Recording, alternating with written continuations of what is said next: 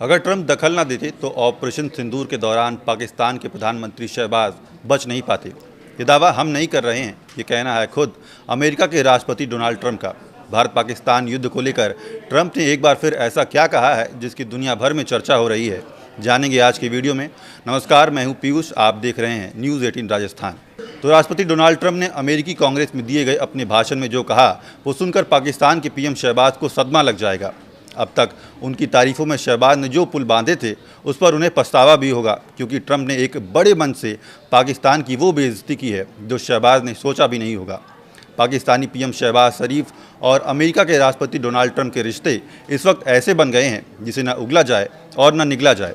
Operation सिंदूर के दौरान पाकिस्तान ने अमेरिका से युद्ध रुकवाने की गुहार क्या लगा दी, उसे इस गलती की सज़ा ऐसी मिल रही है कि वहाँ के पीएम मजाक बनकर रह गए हैं। अप्रैल मई में जो ट्रंप शहबाज को अच्छा आदमी कहते थे, वही अब उनकी जगह जगह पर बेइज्जती कर रहे हैं। ताज़ा मामला अमेरिकी कांग्रेस की स्पेशल सेशन में ट्रंप के भाषण का है, जब उन्होंने बातों बातों में बताया कि अगर वो भारत पाक के युद्ध में ना घुसते तो शहबाज शरीफ जिंदा ना होते। डोनाल्ड ट्रंप वैसे तो कई बार इस बात को दोहरा चुके हैं कि उन्होंने भारत पाकिस्तान के बीच युद्ध विराम कराने में बड़ी भूमिका निभाई है। हर बार पाकिस्तान उनकी हाँ में हाँ तो मिलाता ही रहा है। उसने ये भी कहा कि इस युद्ध में लाखों लोगों की जान बचाने वाले मसीहा डोनाल्ड ट्रंप ही हैं।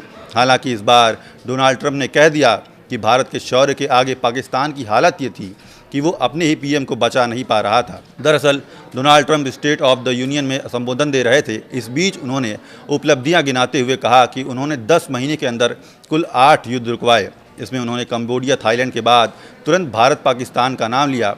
इसे न्यूक्लियर वेपन के इस्तेमाल की आशंका वाला युद्ध बताते हुए उन्होंने कहा कि 3.5 करोड़ लोगों ने कहा कि अगर अमेरिका हस्तक्षेप नहीं करता तो पाकिस्तानी पीएम की जान चली जाती।